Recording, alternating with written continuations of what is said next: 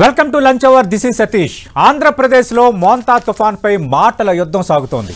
బాధితులను ఆదుకోవడంలో విఫలమయ్యారని వైసీపీ అధినేత జగన్ ఆరోపించగా, తుఫాను వచ్చినప్పుడు జగన్ ఎక్కడున్నారని మంత్రి లోకేష్ అడుగుతున్నారు. పరామర్శ పేరుతో రైతులపై జగన్ దండయాత్ర చేశారని టీడీపీ నేత బొద్దా వెంకన్న విమర్శిస్తున్నారు. జగన్ పర్యటన వ్యాఖ్యలపై టీడీపీ వైసీపీ మధ్య డైలాగ్ వార్ ముదురుతోంది. దీంతో ఆంధ్రప్రదేశ్లో పొలిటికల్ హీట్ పెరిగింది. ఏపీలో మోంతా మంటలు. ఇవాల్టి లంచ్ అవర్ డిబేట్లో మాట్లాడబోతున్నాం. చర్చలో పాల్గొంటారు తెలుగుదేశం పార్టీ నుంచి ఆ పార్టీ నేత, శాసనమండలి మాజీ సభ్యులు ఏఎస్ రామకృష్ణ గారు, అలాగే వైఎస్ఆర్ కాంగ్రెస్ పార్టీ నుంచి ఆ పార్టీ శాసనసభ్యులు తాటిపర్తి చంద్రశేఖర్ గారు డిబేట్లో జాయిన్ అవుతున్నారు. రైట్, ఏఎస్ రామకృష్ణ గారు, నిన్న మాజీ ముఖ్యమంత్రి వైఎస్ జగన్మోహన్ రెడ్డి మోంతా బాధిత ప్రాంతాల్లో పర్యటించారు. అంటే ప్రభుత్వం అనుకున్నంత స్థాయిలో రెస్పాండ్ కాలేదు, ఆలస్యం చేసింది, రైతులను కూడా సరైన రీతిలో అడ్రస్ చేయలేదు, పంట నష్టం భారీగా ఉందంటూ కొన్ని వ్యాఖ్యలు చేశారు. అలాగే దానిపైన తెలుగుదేశం పార్టీకి సంబంధించి మీ పార్టీ నేతలు కూడా స్పందిస్తున్నారు. అంటే ప్రభుత్వం సరైన రీతిలో స్పందించలేదు కాబట్టే దాన్ని ఎత్తి చూపామని వైసీపీ నేతలు అంటున్నారు. దీనిపై ముందు మీ స్పందన ఏంటి? సతీష్ గారు, గుడ్ ఆఫ్టర్నూన్ అండి. Good afternoon. అక్కడ ఉన్నటువంటి ఎమ్మెల్యే చంద్రశేఖర్ గారు కూడా గుడ్ ఆఫ్టర్నూన్ అండి. చూశానండి నిన్న నేను జగన్మోహన్ రెడ్డి గారి పర్యటనను, తుఫాను పీడిత ప్రాంతాల్లో ఆయన పర్యటించిన తీరు, మాట్లాడినటువంటి తీరు అంతా చూశాను. ఎప్పుడండి తుఫాన్ వచ్చింది? గత నెల 28 మొంతా తుఫాన్ తీరం దాటినటువంటి తేదీ 28. 29వ తారీఖున తీవ్రమైనటువంటి వర్షాలు వచ్చినాయి. 30వ తారీఖున చంద్రబాబు నాయుడు గారు ఏరియల్ సర్వేకి వెళ్ళారు. ఈ 28, 29 గుర్తుపెట్టుకోండి. నేను 29వ తారీఖున సెక్రటేరియట్ లో ఆర్టీజీఎస్ కి వెళ్ళాను. అక్కడ ఏం జరుగుతుందో నా కళ్ళారా చూశాను. చంద్రబాబు నాయుడు గారు, లోకేష్ బాబు గారు, అనిత గారు, నారాయణ గారు, ఇంకా అనేక మంది మంత్రులు, సిఎస్ గారు, చాలా మంది అధికారులు అక్కడ నుండి మొంతా తుఫాను వల్ల ఎటువంటి పరిస్థితుల్లో కూడా ప్రాణ నష్టం జరగకూడదు, ఆస్తి నష్టం జరగకూడదు అని చెప్పని ఎప్పటికప్పుడు క్షణం క్షణం వాళ్ళు పర్యవేక్షిస్తూ ఉండటం చూశాను నేను. అర్ధరాత్రి 2 గంటల వరకు ఆర్టీఎస్ ఆఫీసులోనే ఉండటం అనేటటువంటిది జరిగింది. అంతేకాదు, మనం గుర్తుపెట్టుకోవాలి, చంద్రబాబు నాయుడు గారు కేవలం ఈయన చెప్తున్నాడు నిన్న చాప్టర్లో చక్కర్లు కొట్టి రావటం కాదు అని చెప్పని. చంద్రబాబు నాయుడు గారు హెలికాప్టర్ చాప్టర్లో చక్కర్లు కొట్టి కిందకు దిగకుండా, దివికి రాకుండా నీలాగా పైపైన తిరిగి రాలా. ఆయన ఏరియల్ సర్వే చేయటమే కాకుండా ప్రద్యుమ్న గారిని, ఆయన సీఎంఓ ఆఫీసులో ఉన్నటువంటి ప్రద్యుమ్న గారిని ఎంబడబెట్టుకొని మొత్తం కూడా సర్వే చేసి హెలికాప్టర్ నుంచి దిగి బాధితుల దగ్గరికి వెళ్ళి, సహాయ శిబిరాల దగ్గరికి వెళ్ళి, ఎటువంటి పరిస్థితుల్లో కూడా ముఖ్యంగా గర్భిణీ స్త్రీలకు, చిన్న పిల్లలకు ప్రాణహాని జరగకూడదు అని చెప్పని సహాయ శిబిరాలకు వాళ్ళని తీసుకురావటం జరిగింది. వాళ్ళని తిరిగి పంపించేటప్పుడు కూడా ఒక్కొక్కరికి 3,000 రూపాయలు కూడా ఇవ్వటం జరిగింది. అంతేకాకుండా చంద్రబాబు నాయుడు గారు చాలా స్పష్టంగా చెప్పారు, ఎన్యుమరేషన్ చాలా జాగ్రత్తగా చేయాలని చెప్పారు. 9 మంది అధికారుల్ని ఏం చెప్తున్నాడు నిన్న, ఎప్పటికప్పుడు మేము 9 అధికారులు రామకృష్ణ గారు ఏం చెప్పదలుచుకున్నారు? వైఎస్ఆర్ కాంగ్రెస్ పార్టీ తప్పుడు ఆరోపణలు చేస్తోంది.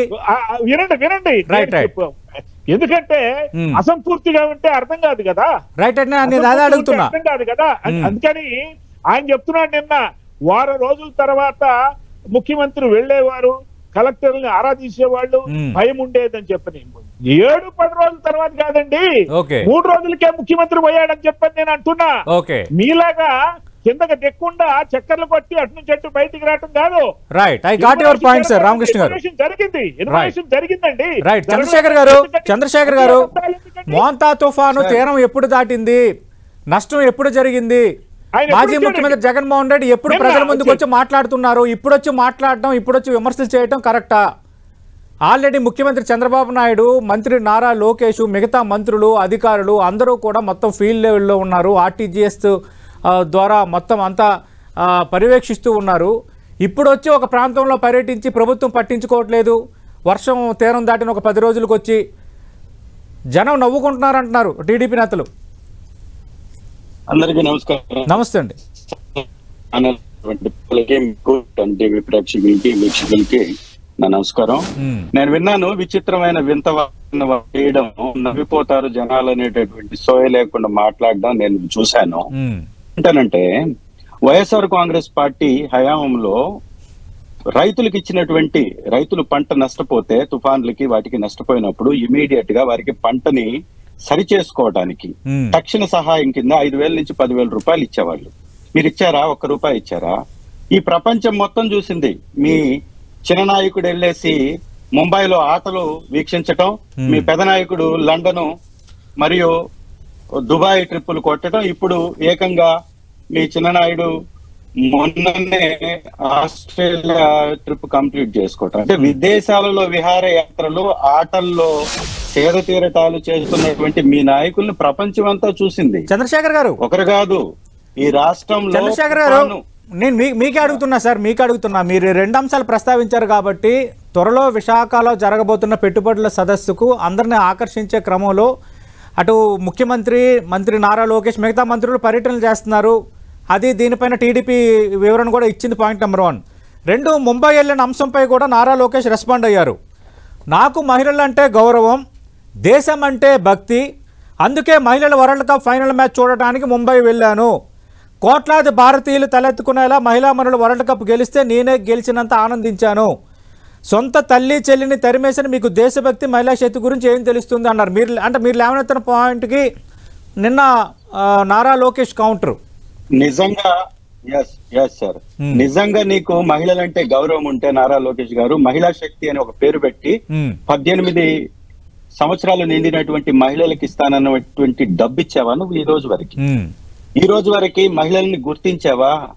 డ్వాక్రా రుణాలు గాని, మహిళలకు ఇచ్చేటటువంటి పథకాలు గాని ఏ రోజన్నా మీరు సక్రమంగా సరైనటువంటి సమయంలో ఇచ్చారా?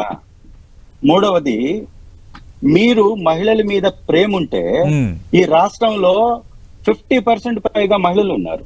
అందరూ తుఫాన్లలో ఇబ్బందులు పడుతూ అనేక పంట నష్టం జరిగి, ఉద్యోగ వ్యవహారాల్లో నష్టం జరిగి, లేకపోతే వారి యొక్క రోజువారీ జీవితం స్తంభించిపోయి అన్ని కోల్పోయినటువంటి కుటుంబాలను మీరు ఎన్నిటిని సందర్శించారు?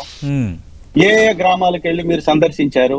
పవన్ కళ్యాణ్ గారు ప్యాంటు పైకి లాక్కొని ప్యాంటు మడత పెట్టి ఒక 3 ఫోటోలు దిగేసి అది సోషల్ మీడియాలో హల్చల్ చేసుకోవడం తప్ప పంచాయతీరాజ్ వ్యవస్థ నుంచి ఎన్ని కోట్ల రూపాయలని ఇచ్చి మీరు ఆదుకున్నారు? డ్యామేజ్ అయినటువంటి ఎన్ని రోడ్లను మీరు వేయించారు? అదే విధంగా స్కూల్స్ విద్యాశాఖ మంత్రిగా ఉన్నటువంటి లోకేష్ గారు స్కూళ్లలో మరమ్మతులు ఎన్ని చేయించారు? లేదా స్కూళ్లు దెబ్బతిన్నటువంటి వాటికి ఎంత నిధుల్ని కేటాయించారు? ఏ స్కూళ్ళని సందర్శించారు? ఇవాళ ఒక టీచరు కాళ్ళు నొక్కించుకుంటూ పిల్లలతోటి వీడియోలో హల్చల్ చేస్తుంది సోషల్ మీడియాలో. అసలు విద్యాశాఖని భ్రష్టు పట్టించినటువంటి వ్యక్తి ఎవరన్నా ఉన్నారు అంటే అది లోకేష్ గారు. విద్యాశాఖకు సంబంధించి మోంతా తుఫాన్ వచ్చి వారం రోజుల తర్వాత వచ్చి ఇలాంటి విమర్శలు చేయడం కరెక్టేనా? సమర్థించుకుంటారా? అదే సార్ నేను అంటుంది ఏంటంటే, మోందా తుఫాన్ కి సంబంధించి టైం దిగాలి అంటే విదేశాలకు వెళ్ళి పెట్టుబడులు తెస్తామని చెప్తున్నటువంటి వ్యక్తి తన సొంత శాఖలో పనులు చేయట్లేదని చెప్తున్నాం. దానికి కూడా మీరు సమయం ఇవ్వకపోతే ఎలాగా? మూడవది, వారు చేసినటువంటి సహాయం ఏంటో చెప్పమని అడుగుతున్నాం. మోందా తుఫాన్ లో లక్షల ఎకరాలు కొట్టుకుపోయింది. లక్షల ఎకరాల్లో పేదల యొక్క బతుకులు బుగ్గిపాలైపోయాయి. అన్నదాతకి పండించినటువంటి పంటకి మద్దతు ధర ఇవ్వనటువంటి ఈ కూటమి ప్రభుత్వం ఈ రోజు పండించినటువంటి పంట డ్యామేజ్ అవుతుంటే సరిగా పట్టించుకోవట్లేదని రైతులు వాపోతున్నారు. ప్రతిపక్షంలో ఉన్నటువంటి జగన్మోహన్ రెడ్డి గారు పర్యటన చేస్తే మీకు ఎందుకు ప్యాంట్లు తడిసిపోతాయి? అంటే ప్రభుత్వం ఏం చేసింది, ఏం చేయబోతుందో రామకృష్ణ గారి దగ్గర సమాధానం తీసుకుందాం మనం. రామకృష్ణ గారిని చెప్పమనండి. ఎన్ని వేల కోట్ల రూపాయలు పంట నష్టాన్ని ఇచ్చారు? రైట్, రామకృష్ణ గారు పంట నష్టం ఎంత జరిగింది, తక్షణ సాయం ఎంత ఇచ్చారు, బాధితులు ఏ స్థాయిలో ఆదుకున్నారు? అది జరగలేదు కాబట్టి మేము అడుగుతున్నామని చంద్రశేఖర్ గారు అంటున్నారు.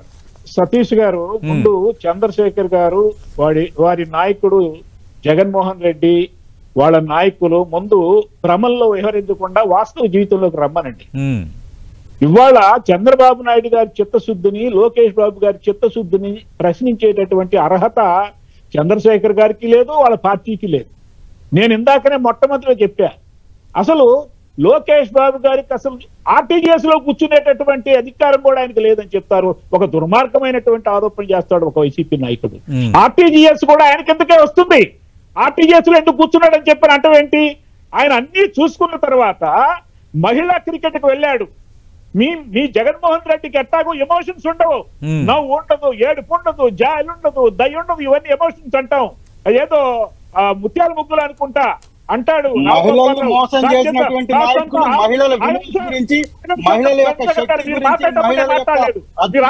చంద్రశేఖర్ గారు ఒక్క నిమిషం, చంద్రశేఖర్ గారు ఒక్క నిమిషం. మీరు మాట్లాడినప్పుడు రామకృష్ణ గారు సావధానంగా విన్నారు. మీరు ఆపటానికి ఒక్క నిమిషం, ఆయన సమాధానం తర్వాత మీకు అవకాశం ఇస్తా. ఆగండి, మీరే మాట్లాడతారంటే మాట్లాడండి. రామకృష్ణ గారు మాట్లాడండి. కాస్తంత కళా పోస్ట్ కూడా ఉండాలయ్యా అని చెప్పని అంటాడు రావుగోపాలరావు. మీకేవి ఉండవు. ఆయన అన్నట్టుగా తల్లి చెల్లిని ఎలగొట్టినటువంటి వాడికి ఇంట్లో నుంచి మహిళల యొక్క ప్రాధాన్యత ఏం తెలుస్తుంది? ఆయన ఏం తప్పు చేశాడు? ఆస్ట్రేలియా ఆయన భోజనం చేయడానికి వెళ్ళాలా, పెట్టుబడులు తీసుకురావడానికి వెళ్ళాడు.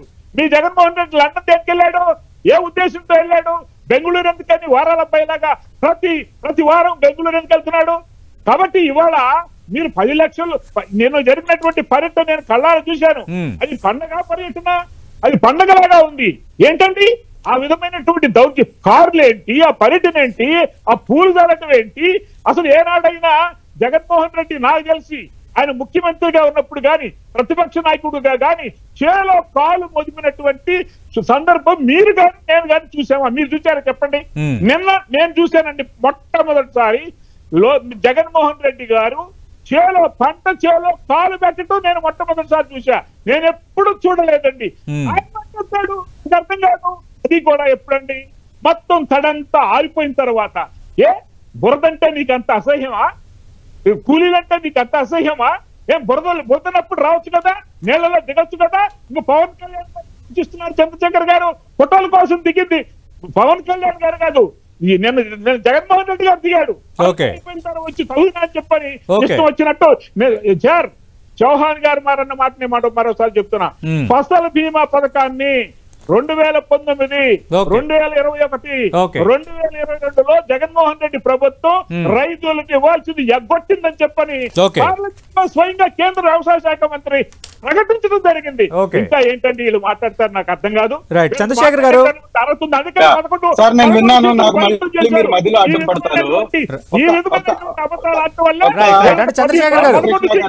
చంద్రశేఖర్ గారు నిన్న రైతుల పరామర్శ పేరుతో వెళ్లడం పైన కూడా టీడీపీ నేత బుద్ధ వెంకన్న కొన్ని కామెంట్స్ చేశారు.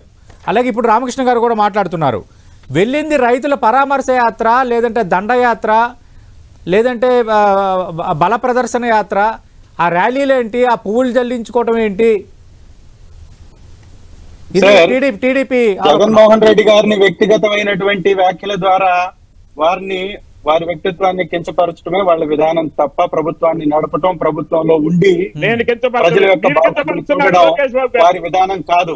అయితే మీరు మాట్లాడుతున్నటువంటి మాటల్లో, బుద్ధ వెంకన్న గారు మాట్లాడుతున్నటువంటి మాటల్లో వారి యొక్క గర్వం, గర్వానికి, అహంకారానికి ప్రతీకగా అద్దం పట్టే వ్యాఖ్యలు వారు చేస్తున్నారు. ఇవాళ వారు మాట్లాడుతున్నటువంటి మాటల్లో ఎక్కడన్నా బాధ్యత ఉందా? శ్రీ జగన్మోహన్ రెడ్డి గారు ప్రతిపక్ష నాయకుడిగా ఉంటూ కూడా ఈ రాష్ట్రంలో ఎన్ని రోజులు నివాసంలో ఉంటున్నారు? ఎన్ని రోజులు చంద్రబాబు నాయుడు గారు ముఖ్యమంత్రిగా ఉండి ఎన్ని రోజులు ఇక్కడ నివాసం ఉంటున్నాడు? గతంలో వైఎస్ఆర్ కాంగ్రెస్ పార్టీ గెలిచినప్పుడు చంద్రబాబు నాయుడు గారు 3 సంవత్సరాలు హైదరాబాద్ లో ఉన్నటువంటి ప్యాలెస్ లో కూర్చున్నాడు తప్ప ఎప్పుడు ప్రజల మధ్యకి రాలా. 3 సంవత్సరాలు తెలుగుదేశం ఎమ్మెల్యేలు గాని, మాజీ మంత్రులు గాని, గతంలో మంత్రులుగా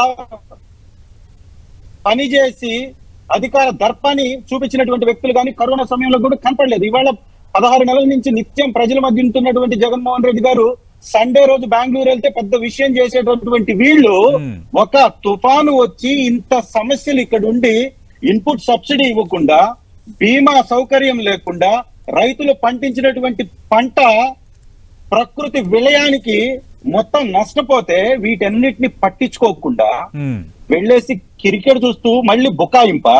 నువ్వు మహిళల గురించి మాట్లాడేటటువంటి హక్కు ఉందా? మహిళా శక్తి అనే పథకాన్ని నువ్వు ఇచ్చావా అని అడిగితే ఇప్పుడు రామకృష్ణ గారి దగ్గర సమాధానం లేదు. ఒక్క పథకాన్ని ఇవ్వనటువంటి వీళ్ళు రైతులకి 20,000 రూపాయలు పెట్టుబడి ఇస్తానని ఈ రోజు వరకు 6,000, అది కూడా కేంద్రం ఇచ్చినటువంటి డబ్బుతో కలిసి. కేంద్రం 2 సార్లు రైతులకు ఇవ్వాల్సింది వాళ్ళు ఆదుకొని ఆ డబ్బు ఇస్తే దాన్ని కలిపి వీళ్ళు 10,000 రూపాయలు, ఒక చోట 7,000, ఒక చోట 6,000, ఒక చోట 6,000.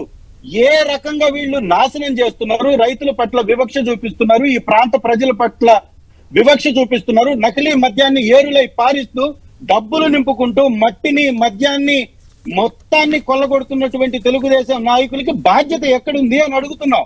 ఇవాళ రైతుల పట్ల రైతు భరోసా కేంద్రాలను పెట్టి ఆ రోజు వైఎస్ఆర్ కాంగ్రెస్ పార్టీలో ఎట్లా వ్యవసాయాన్ని ఆదుకున్నాము, ఈ రోజు ఆ పరిస్థితి ఉందా అని అడుగుతున్నా.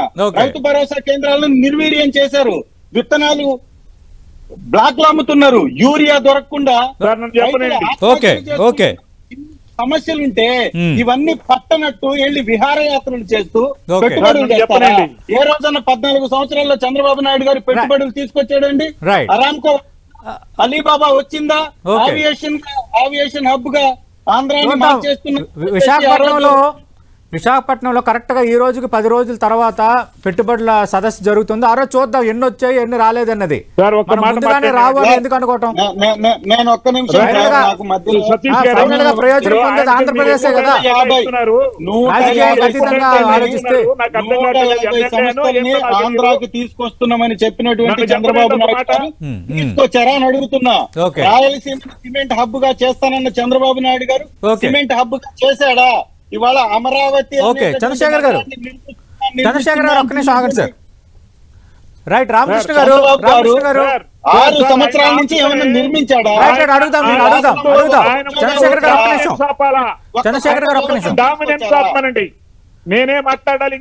రామకృష్ణ గారు నిన్న మాజీ ముఖ్యమంత్రి చేసిన కామెంట్స్, 25 జిల్లాలపై తుఫాను ప్రభావం పడింది, రాష్ట్రంలో 15 లక్షల ఎకరాల్లో పంట నష్టం జరిగింది, అత్యధికంగా 11 లక్షల వరి పంట నష్టపోయింది.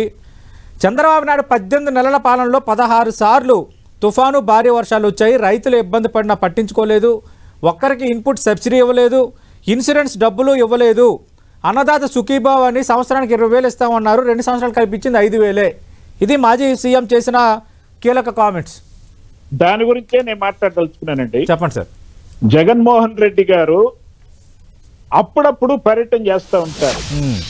ఆయన పర్యటన విహారయాత్రలాగా ఉంటుంది తప్ప రైతుల గోడు తెలుసుకున్నటువంటి వ్యక్తిగా, కూలీల గోడు తెలుసుకున్నటువంటి వ్యక్తిగా, ప్రజల గోడు తెలుసుకున్నటువంటి వ్యక్తిగా ఆయన పర్యటన ఉండదు.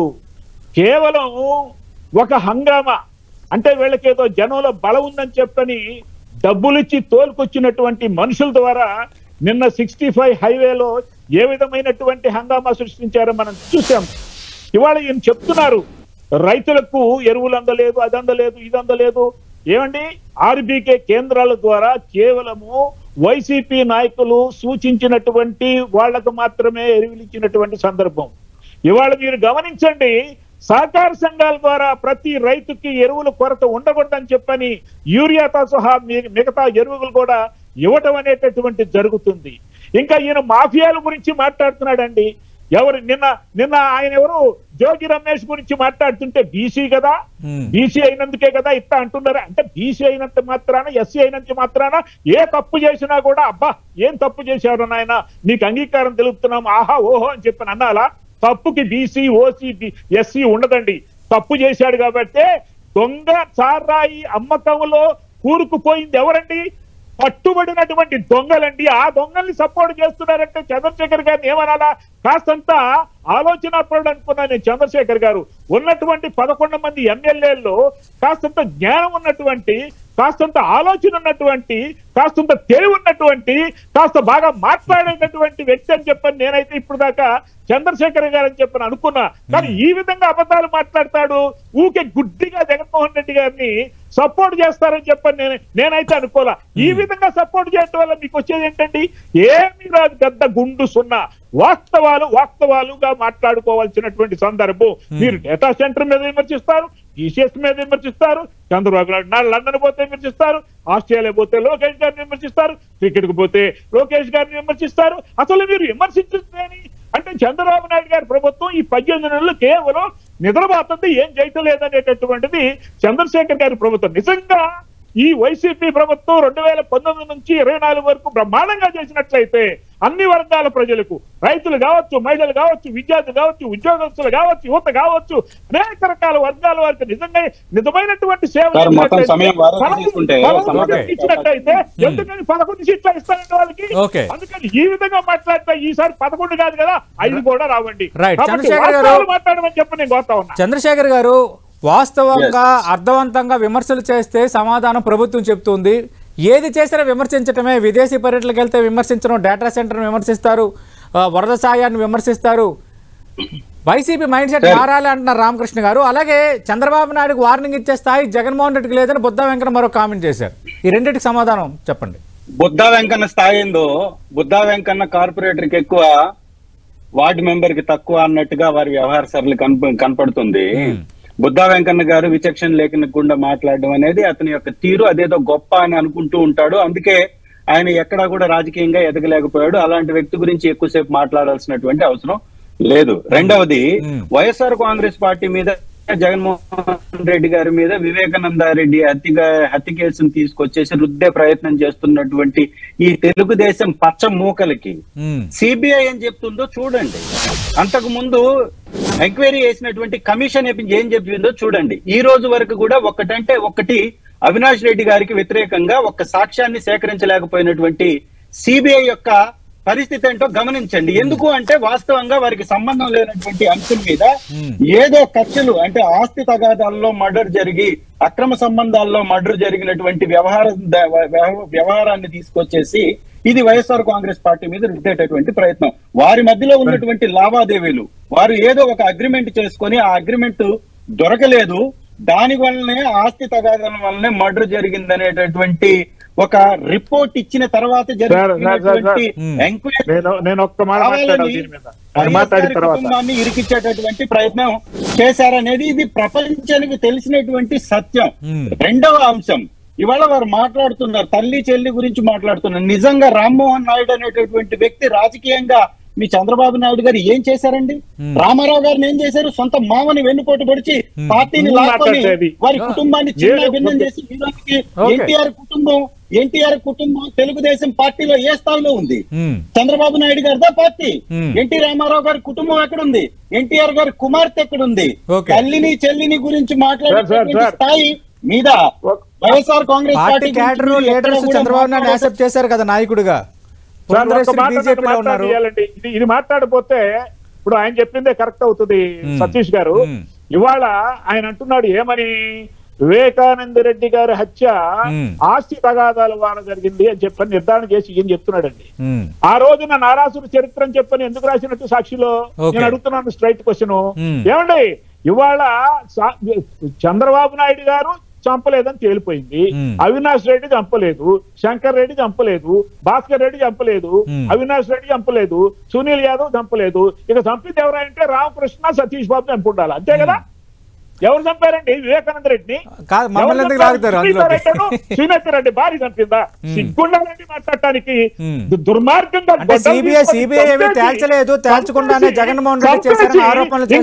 సమర్థించుకోవడానికి ఉండాలండి, బుర్ర ఉండాలండి మాట్లాడటానికి. ఏమిటంటే సమర్థన? ఒక మనిషిని అన్యాయంగా, దారుణంగా మన రాజశేఖర రెడ్డి గారు తమ్ముడిని పొట్టను పెట్టుకుంది కాక దాన్ని సమర్థించుకోవటం ఏంటంటే నాకు అందుకనే ఎమోషన్ అవుతున్నా నేను. అది కూడా సమర్థిస్తారు మీరు? ఏం మనుషులు అండి అసలు? మానవత్వం ఉందా? మానవత్వం ఉన్నటువంటి మనుషులు